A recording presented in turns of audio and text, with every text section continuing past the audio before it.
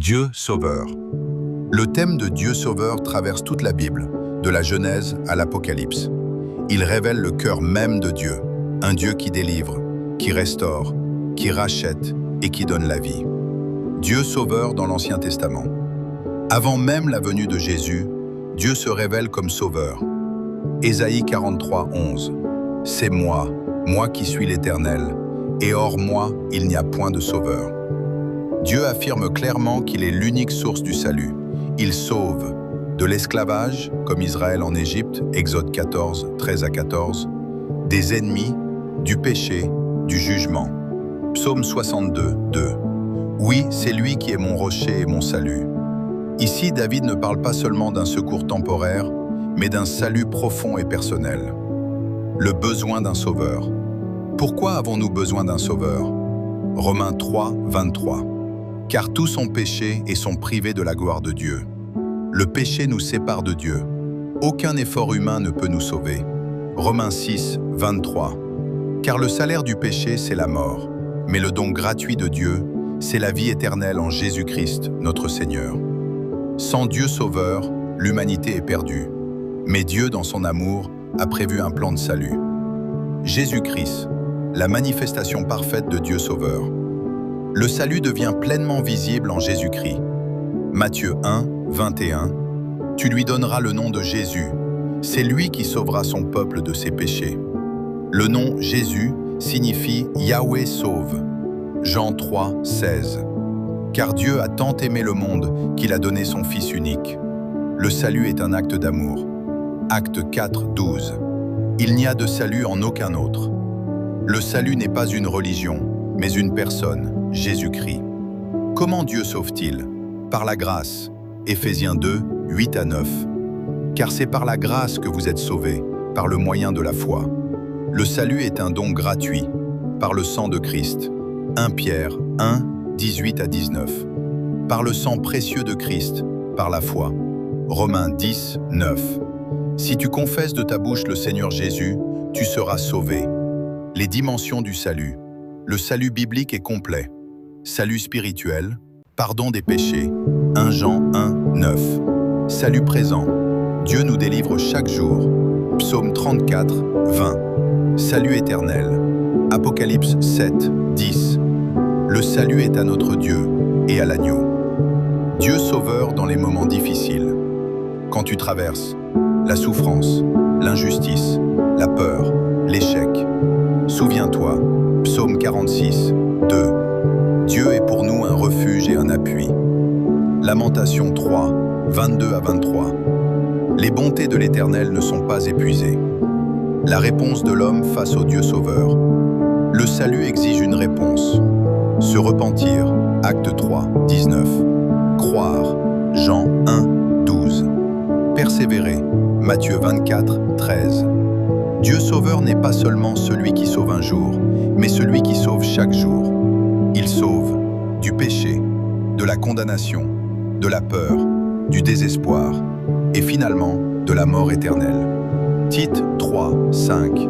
Il nous a sauvés, non à cause des œuvres de justice que nous aurions faites, mais selon sa miséricorde. Dieu sauve, délivre et restaure parfaitement.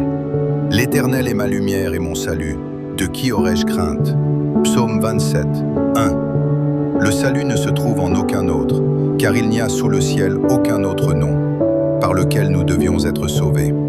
Acte 4, 12. Dieu est sauveur par nature. Depuis le commencement, Dieu se révèle comme sauveur. Dans l'Ancien Testament, il est appelé Yahvé, l'Éternel qui sauve. Dans Ésaïe 43, 11, Dieu déclare « C'est moi qui suis l'Éternel, et hors moi, il n'y a point de sauveur. » Dieu ne fait pas seulement le salut, il est le salut. Lorsque l'homme est tombé dans le péché, Genèse 3, Dieu n'a pas abandonné l'humanité. Il a immédiatement annoncé un plan de rédemption. Cela nous montre que Dieu ne sauve pas par obligation. Dieu sauve par amour. Dieu sauve parce que c'est son caractère. Dieu sauve dans l'Ancien Testament. Tout au long de l'histoire biblique, Dieu s'est manifesté comme sauveur. Il sauve Noé du déluge. Il sauve Israël de l'esclavage en Égypte. Il sauve David de ses ennemis. Dans Exode 14, Dieu ouvre la mer Rouge. Dans Psaume 34, 19, il est écrit « Le malheur atteint souvent le juste, mais l'Éternel l'en délivre toujours. » Le salut de Dieu n'est pas seulement spirituel. Il est sauveur des dangers, sauveur des ennemis, sauveur des maladies, sauveur des situations impossibles. Le salut atteint son accomplissement parfait en Jésus-Christ.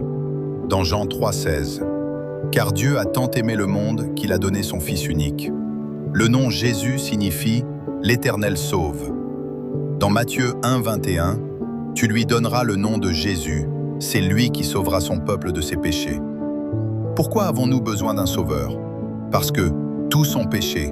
Romains 3, 23. Le salaire du péché, c'est la mort. Romains 6, 23. L'homme ne peut pas se sauver lui-même. Mais sur la croix, Jésus a porté nos fautes. Il a vaincu le péché. Il a vaincu la mort. Il a ouvert le chemin vers Dieu. Dieu sauve aujourd'hui encore. Dieu n'a pas changé. Dans Hébreux 13, 8, Jésus-Christ est le même hier, aujourd'hui et éternellement.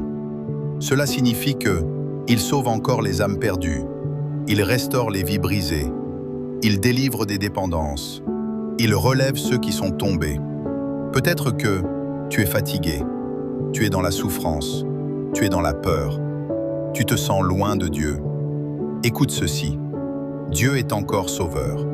La Bible dit dans Romains 10, 9, « Si tu confesses de ta bouche le Seigneur Jésus, et si tu crois dans ton cœur, tu seras sauvé. » Le salut est par grâce, par la foi, non par les œuvres. Il suffit de reconnaître ton besoin, te repentir, croire en Jésus, l'accepter comme Seigneur. Aujourd'hui, Dieu te dit « Je suis ton sauveur, reviens à moi. » Ne laisse pas passer cette opportunité. Le salut n'est pas seulement pour demain, il est pour maintenant. Seigneur Jésus, je reconnais que j'ai besoin de toi. Je crois que tu es mort pour mes péchés et ressuscité pour ma justification. Je te reçois comme mon Sauveur et mon Seigneur. Pardonne-moi, transforme-moi, sauve-moi. Écris mon nom dans le livre de vie. Amen. Dieu sauve, hier, aujourd'hui, éternellement.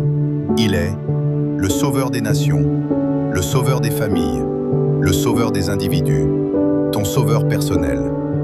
Dieu Sauveur est encore à l'œuvre.